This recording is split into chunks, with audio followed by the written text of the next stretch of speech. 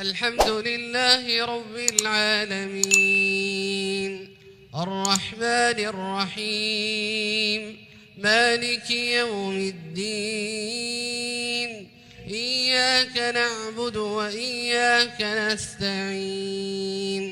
اهدنا الصراط المستقيم صراط الذين أنعمت عليهم غير المغضوب عليهم ولا الضالين.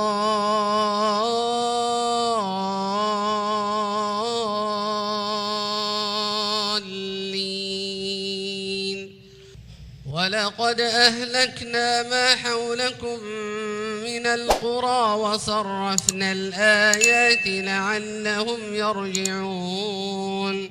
فلولا نصرهم الذين اتخذوا من دون الله قربانا آلهة بل ضلوا عنهم وذلك إفكهم وما كانوا فلولا نصرهم الذين اتخذوا من دون الله قربانا آلهة بل ضلوا عنهم وذلك إفكهم وما كانوا يفترون. وإذ صرفنا إليك نفرا من الجن يستمعون القرآن فلما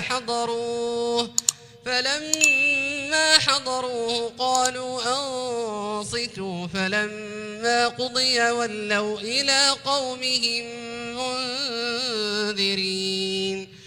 قالوا يا قومنا إنا سمعنا كتابا أنزل من بعد موسى مصدقا لما بين يديه يهدي إلى الحق وإلى طريق مستقيم.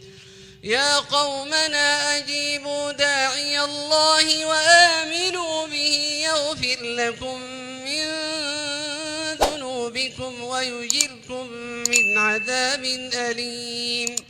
ومن لا يجب داعي الله فليس بمعجز في الأرض وليس له من دونه أولياء أولئك في ضلال مبين. أولم يروا أن الله الذي خلق السماوات والأرض ولم يعي بخلقهن بقادر على أن يحيي الموتى بلى إنه على كل شيء قدير. ويوم يعرض الذين كفروا على النار أليس هذا بالحق قالوا بلى وربنا قال فذوقوا العذاب بما كنتم تكفرون. فاصبر كما صبر أولو العزم من الرسل ولا تستعجل لهم كأنهم